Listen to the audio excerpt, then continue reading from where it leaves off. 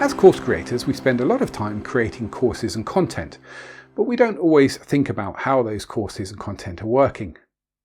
When was the last time you ran a report on how your learners are doing in your courses? Most learning management systems offer a way to export data about your learners, and it's a good idea to set up a reporting dashboard early on, even if you don't have many students taking courses at first. The reason you want to set up even some basic reporting early is so you can track your learner data over time. Start with something simple such as general statistics, and then dig down further as you build up your course catalogue. So what are some of the things you could start tracking in your reporting? Firstly, you could measure on a weekly basis how many students are registered for your course and plot this on a graph over time. That gives you some insight into your acquisition. Some other useful metrics too are started rates, progress rates and completion rates.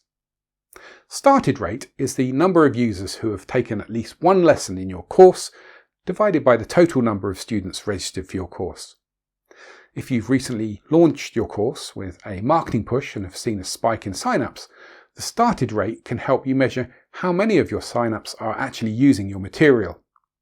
If you find you have a lot of sign-ups but very low started rates, then you can analyse what kind of communications, if any, you're sending out to your students immediately after they sign up. If your post-sign-up started rate is low, you might be at risk of a higher rate of refunds being requested for your course if you're offering something like a 30-day money-back guarantee. So the start rate can help you understand how well your onboarding strategy is working for your courses. Progress rates are a measurement on a regular basis of how far your learners are progressing through your courses. You can work out a progress rate by grouping all the students that have started a course together and taking an average of their collective progress rates. If you measure this on a weekly or monthly basis, you can get a good idea of how far in general your learners are getting through your courses, and if they are hitting learning fatigue.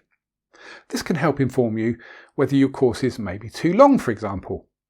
As an example, a while ago, one of the courses I created, which was about 30 or so lessons long, I measured the course progress rate over a period of 6 months and noticed that learners were getting fatigued at about 33%. So I decided to reformat the course into 3 courses, basic, intermediate and advanced courses, with about 10 lessons in each, and saw the progress and completion rates increase.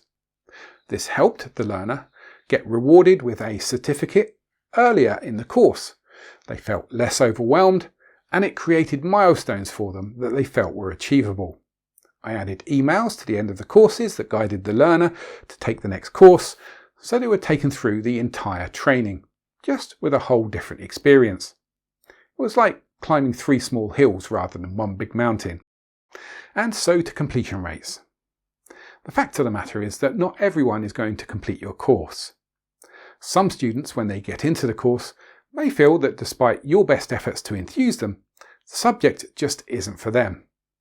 Some students have things that happen in their lives that take them on a different path.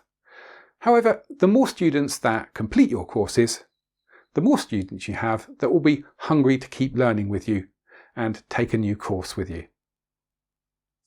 Completion rates show committed learners, people who are passionate about the subject you're teaching. Dig into your data to find your students who have completed your courses quickly. These are prime candidates to reach out to and ask them a bit more about how they're using what they've learned from your course, and if they'd like to do a case study or provide a testimonial. Case studies and testimonials are powerful ways to market your courses, whether you use them as social proof on your course sales landing pages or within your launch marketing strategies. Nothing sells more courses better than a raving fan who has got results from your training. You can get started building a report by simply exporting your student data from your learning management system, saving it into a spreadsheet file.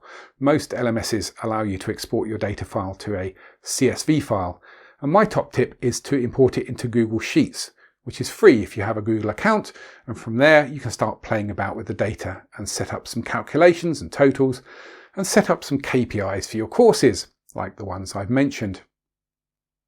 So tell us where you get stuck with the data behind your courses. What are you measuring right now? Got a question? Let us know.